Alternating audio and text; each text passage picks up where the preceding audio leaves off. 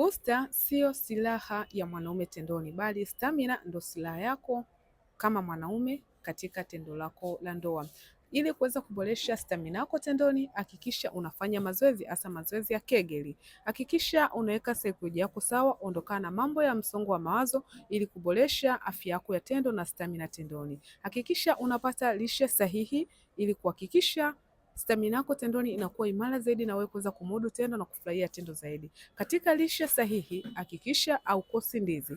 Ndizi ina madini ya potassium ambayo ni muhimu zaidi katika mzunguko wa damu katika mfumo wa uzazi wa mwanaume. Matumizi ya chungwa yana wingi wa vitamini C ambayo itasaidia mwili wako kuwa na nguvu zaidi na hivyo kuweza kumudu vyema tendo lako la ndoa.